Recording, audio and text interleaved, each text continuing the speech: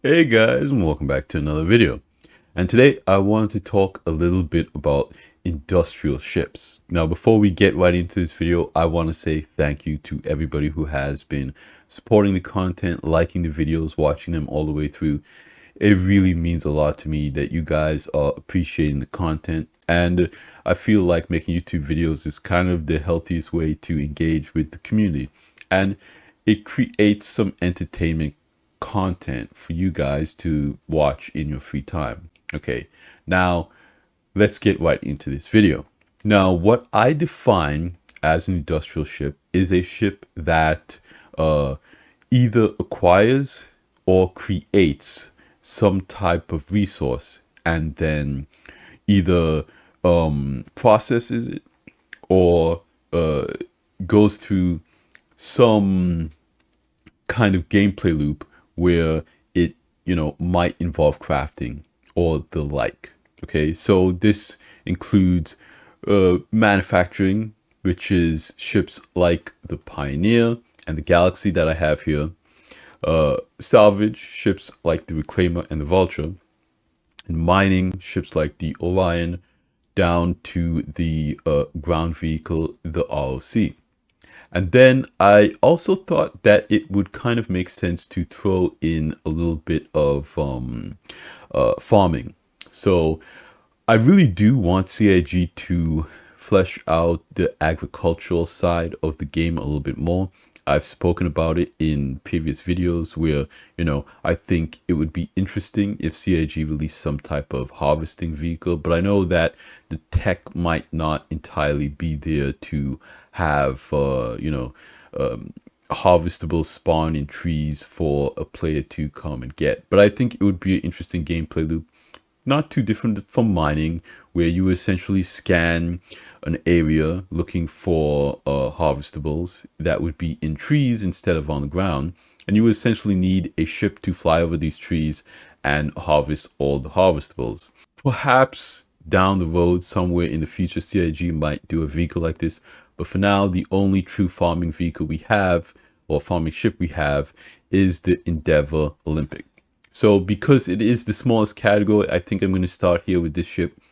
This is one of the ships that I definitely recommended during IAE because it was such a pretty good deal. I know a lot of people who were interested in CCU chaining it. Again, this is a concept ship.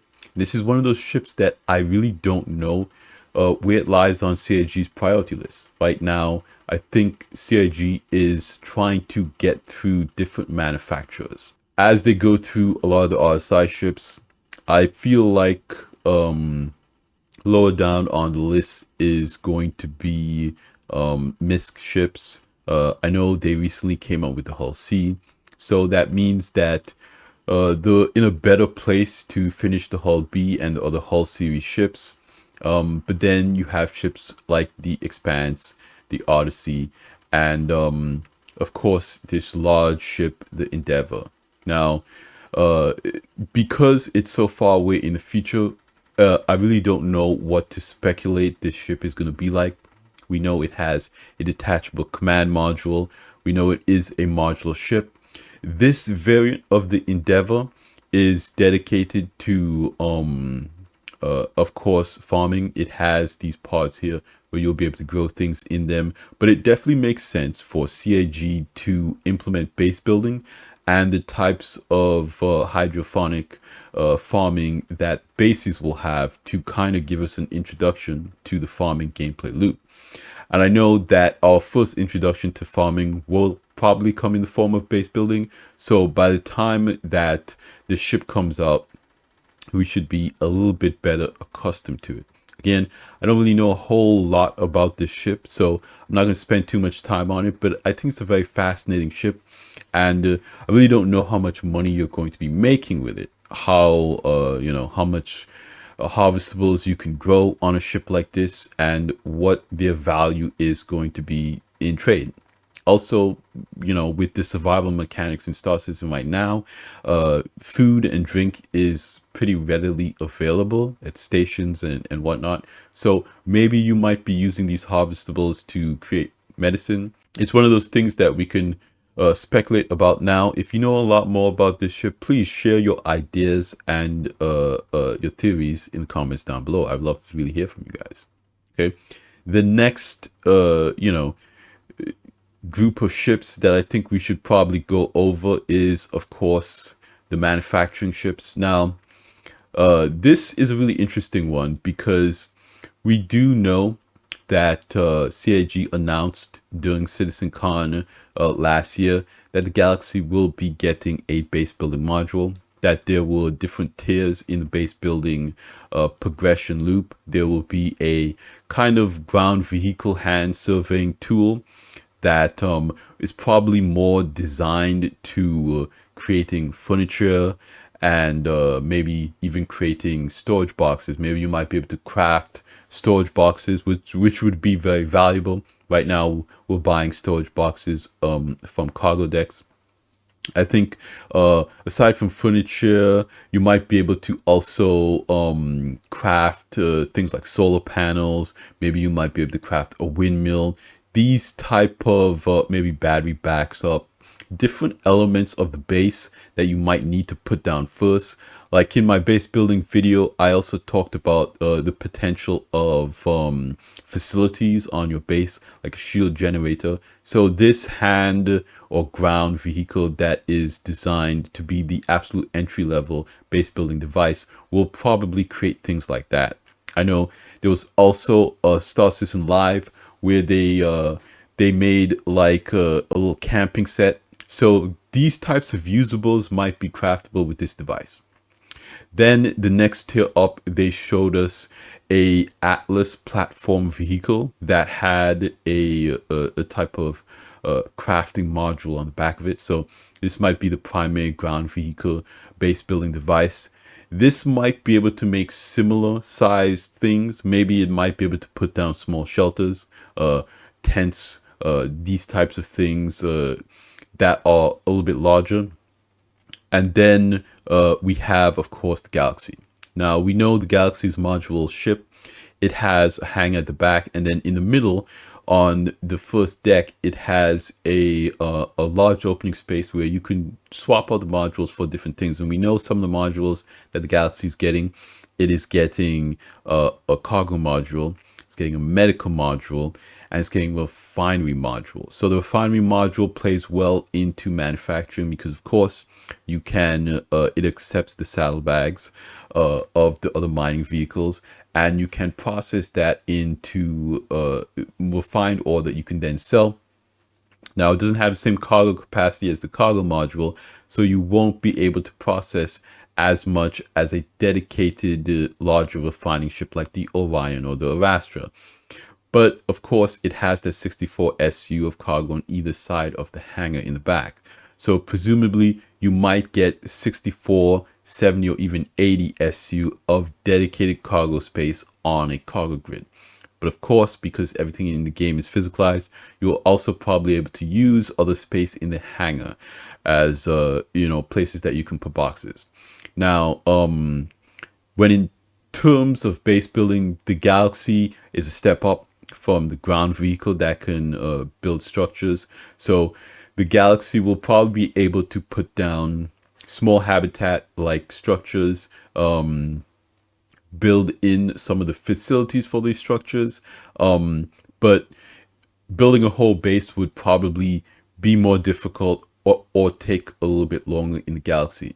Now, we know that CIG is currently working on the Polaris, and the Galaxy is probably not too far behind after they kind of figure out what's going on with the RSI design language. Once they have the kind of zoo, the kit bash or whatever you want to call it, of all the assets that go into an RSI ship, then they can more easily make more ships in the RSI lineup. And that's kind of their philosophy going forward of how they're going to tackle all of the ships that they have on the backlog. And so does that leave us with the Pioneer. The Pioneer is that end game capital ship base builder. Okay. Now, in my video where I talked about hangars and landing pads on ships, I omitted the Pioneer. I completely forgot that it had this landing pad on it. This is a very useful aspect of this ship that is designed, I believe, to allow ships to land on it and bring it the resources needed to build these bases. So this whole middle section here can open up and essentially 3D prints out these building modules and drops them in place wherever your land claim is. This is going to be a very vital and exciting part of the game when it comes online, because base building is a huge part. Now, whether players are going to use this ship to build bases for other players or use this ship to build bases for themselves, the economic role that the Pioneer plays in the game, I think, is the most interesting aspect of this ship. Okay, because this is not a cheap ship to buy with real life money, and I highly doubt it will be a cheap ship to buy with in-game money. So whether or not or how vital CIG makes ships like the Galaxy and the Pioneer for base building is kind of yet to be seen. Now, if orgs need fleets of Pioneers to build the kinds of bases that they're assuming, it might be an interesting process. Whether this is something that you're really going to want to hire other players to use to build your base, or whether you can, buy modules at a kiosk in a store like New Deal, and then an NPC Pioneer shows up and builds your base for you. I really don't know what that process is going to look like. Again, this is a little bit of theorycraft and a little bit of speculation, but I think, of course, this ship is going to be very powerful for a lot of players looking for that endgame content. And this is actually a pretty big landing pad. If we take the Vulture here, again, this isn't one-to-one of how it will be in the game, but just kind of giving you an impression of how large this ship is to the Vulture. In comparison, you might be able to actually land something the Vulture size on this landing pad. Okay, so now that we're taking a look at the Vulture, we get into salvage. Salvage is the kind of newest industrial gameplay that we've gotten in game that we can actually use and play with. Again, the last two that we looked at, both base building, deeper crafting gameplay loop, and farming, those aren't really in the game yet. But salvage is, getting updated more and more. We now have what is called structural salvage, where we're able to fully break a ship apart, and this is huge. When I talked about in my video where I said I really liked structural salvage, the real point that I was trying to drive home with that video is that our ability to completely remove these derelicts from the game is what I think was very impressive with that first iteration. Now, of course, CIG needs to balance it, and I made my suggestions around the gameplay loop, and I still kind of stand by that. I think that the updates that CIG made to salvage is a good start, but I feel like the big fix for the solution is to just make a system where we have to scrape the entire hull of the ship before we can start the structural salvage. And my reasoning behind that was that the hull scraping would contaminate the structural salvage that you're trying to do in the second phase. That way, CIG doesn't have to limit the price of structural salvage. They could make structural salvage cost and be more valuable, and that would be another step to encourage players to play that gameplay. Right now, the way as it sits, people are focused on RMC because that makes the most money, and then you structurally salvage. It's kind of a very similar result, but the only difference is you have that added gameplay of, if you scrape every little bit of the hull, now you get a better yield on your construction materials. Of course, you are getting value out of the skin of this ship, but the real money maker is the construction materials inside.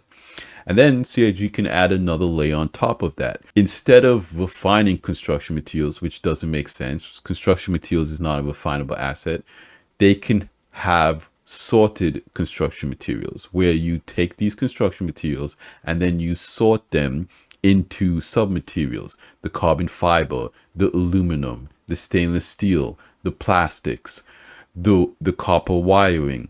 all of these sub materials that make up the ship can be sorted out of these construction materials, and then you can make more money with the sorted construction materials because you have all these elements. Now, again, CIG will have to take the time to decide what a ship should be made out of, and then make those resources the construction materials that you're going after. So you look at a ship, it might have a high yield of carbon fiber. Let's say it is a 100i. 100i is probably going to be made mostly of something like carbon fiber and aluminum, whereas a Drake ship will be probably made mostly of steel and more common materials. And then it gives the players the ability to find, oh wait, I came across a very interesting ship. Maybe you come across a Drake cutter. It doesn't have materials that you want in it, so you ignore it. Maybe you come across a 600i. It's going to have a lot of materials that you want inside. So you scrape all the hull material and you try to get the best yield you can. I think this is a much deeper gameplay, and CIG won't really have to do much technically to bring it online, except decide on some numbers. So that is still my advice for the salvage mechanic. But a vehicle like the Vulture won't be the one sorting those materials, so you might need a vehicle in between the Vulture and the Reclaimer that can sort. So then you have boxes from the Vulture come out, and you would take them to a refinery in the interim, and they would sort those materials. Or maybe you would take it to a scrapyard, and they would sort the materials. You go to the scrapyard, you drop off, you trade your cargo there, or you put in an order just like at the refinery decks to have them sort the materials. There's some type of timer where the machine, maybe the machine has magnets in it, so it separates the metal from the plastics and whatnot. And then you can get the raw materials after the time is up, again, just like refinery. And so they can have a new ship in between the Vulture and the Reclaimer that can sort outside of the salvage yards and outside of the stations, where players can work together with a Reclaimer or a Vulture and sort the refined material that they get out of it. So looking at something like the Reclaimer, it's just a beast of a ship. It has multiple salvage beams, and then it of course has the new claw. And so the mechanic where you have to scrape the entire hull to get the construction materials would make the Reclaimer more of that multi-crew gameplay experience that you're really looking for, kind of giving everybody something to do when you're on the ship. So you have the hull scraping, laser operators scraping the hull, and then you have the claw breaking down the construction materials. And inside of it, I think they can put a better use to that interim cargo hold by making that kind of a sorting area.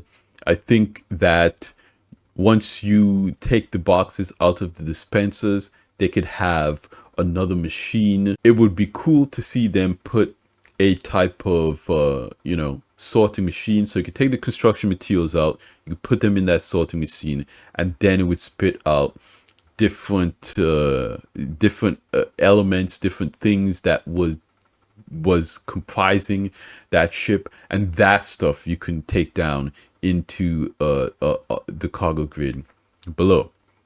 But yeah, again, that's just my suggestion, just my idea around the ship.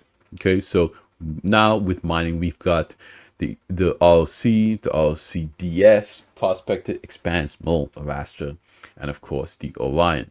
So with the RLC, this is the primary ground mining vehicle. This is the ship that a lot of people get, the ground vehicle that a lot of people get introduced to the mining gameplay loop with. Right now, it is dedicated to gems and whatnot, and kind of the same thing with the DS. And the DS's major shortcomings is that it is, very similar to the RLC.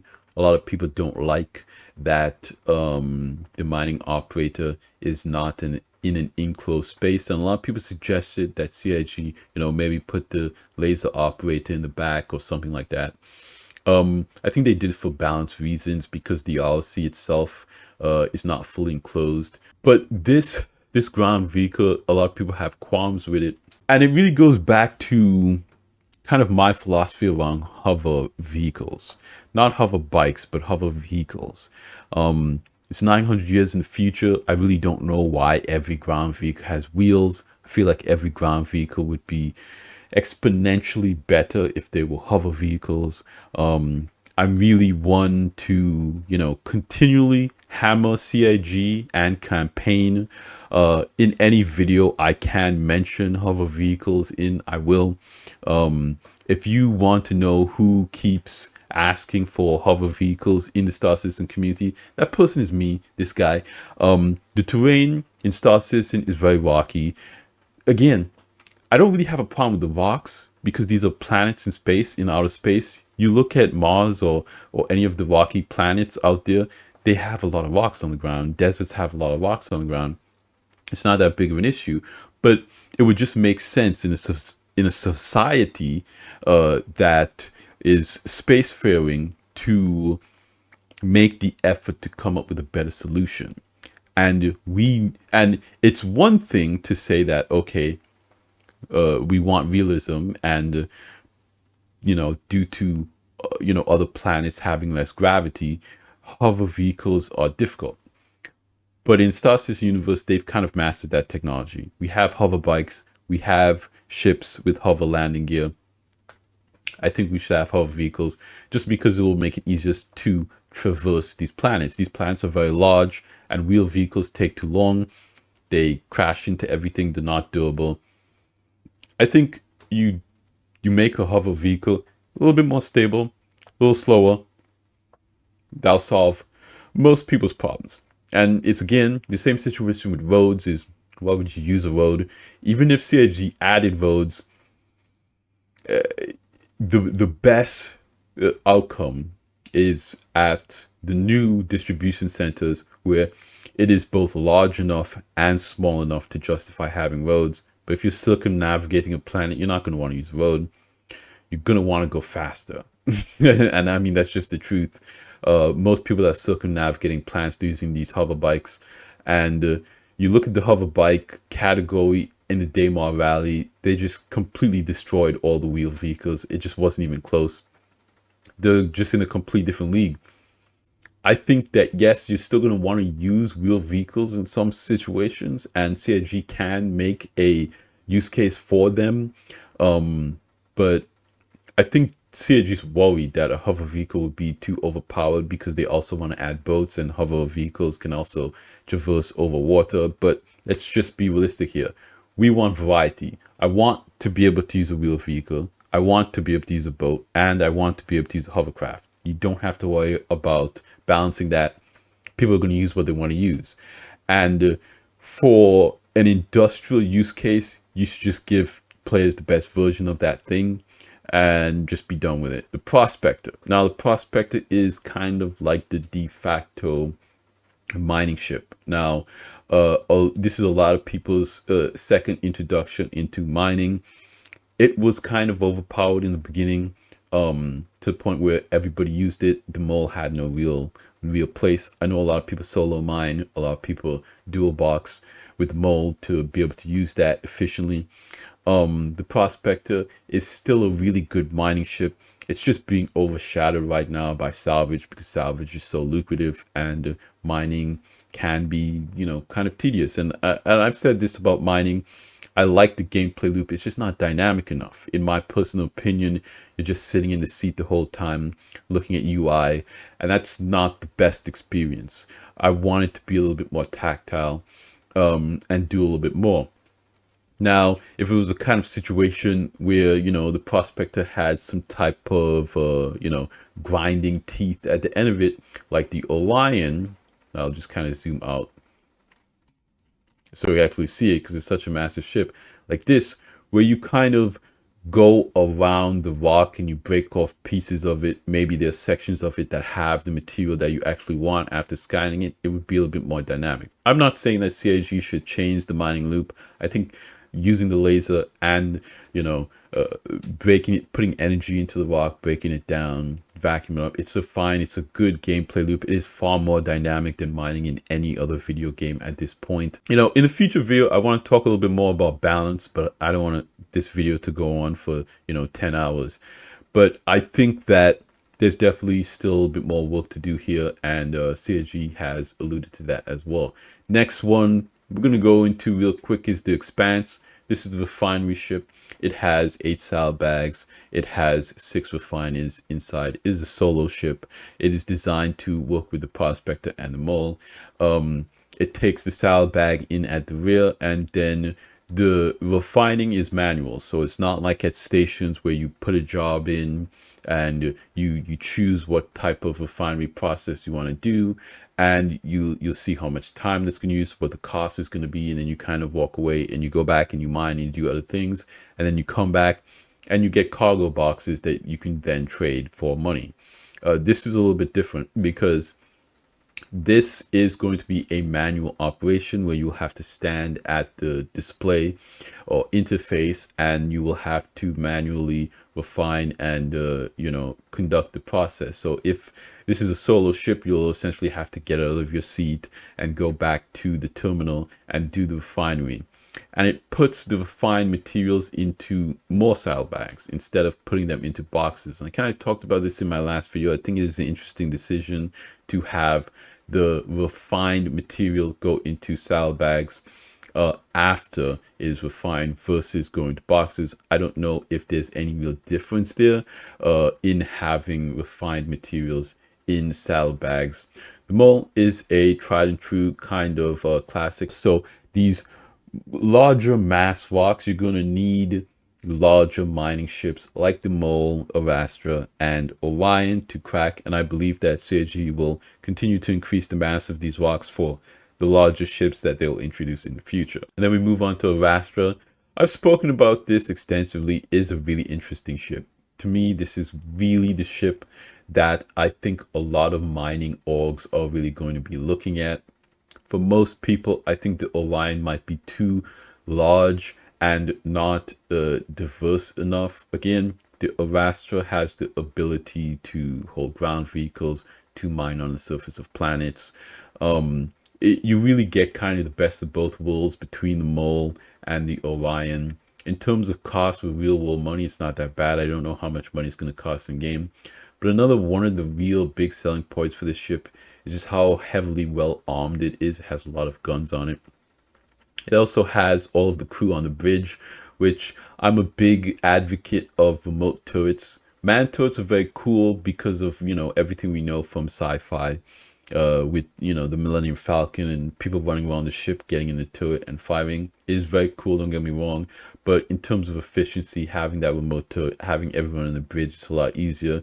It's also a lot easier when it comes to escape pods. The escape pods being near the bridge or something like that. I don't know if the escape pods are near the bridge on the ship or even if it has escape pods, but the idea around the ergonomics of that, I feel like as CIG makes and develops more ships, they'll slowly discover how players play in these ships and how better to design their interior and exterior to make them a little bit more usable for the player base, how they're actually going to interface with this gameplay, with the ship.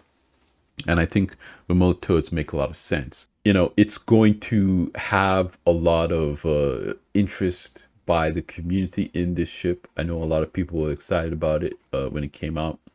I think it's going to be a new mainstay when it does come out. Again, CIG is working a lot of the RSI ships, so who knows really. And then we have the Orion. Okay, this is the capital ship. This is the big boy mining ship. This ship, CIG has recently revealed it will not be able to mine down on planets. Okay, this is a heavy asteroid mining ship. You're looking at, the asteroid fields in Pyro, the Air and Halo belt in Stanton and whatnot. These new asteroid fields will probably have supermassive asteroids designed specifically for the Orion. And you've got those, the mining lasers and the grinding teeth up at the front is also heavily well armed. It's gonna have a ton of cargo capacity. This ship is more than likely going to grow, even though that might sound strange. Strictly speaking, right now the Orion and the Astra, for a time period, very close in price, very close in cargo capacity. This cargo capacity is more than likely going to go way up, probably into the thousands. I really don't know how CIG is going to balance that. It's one of those things that I think they're not in a hurry to produce. This is probably kind of low on the priority for ship production, but it's definitely an interesting one. CIG has their hands full when it comes to economy balancing, and I really don't envy the job that they have to do. But yeah, those are the industrial ships. There was a lot to talk about in this video because industrial gameplay is huge, and we really haven't talked anything about crafting or the other vehicles that could come in the pipeline for this type of gameplay. Right now, again, there's not much in the lineup, but there's a lot to go over with these ships because they play such an integral role in the game. So I want to hear from you guys. What do you guys think in the comments down below? There was a lot of topics covered in this video. This video was one of the longer kind of ship category videos that I'm doing, and I want to do all of these ship category videos before CIG really starts rolling with the content this year, so we get a baseline of what we're going into 2024. So thanks for hanging out with me, you guys. This has been another really cool video. Thank you for all your support on the videos. I really want to hear from you. Let me know down below. So yeah, that's gonna be it for me here today, you guys. Like I always say at the end of these videos, like the video if you liked it, subscribe if you want to see more, and I will see you guys in the next one. Salute.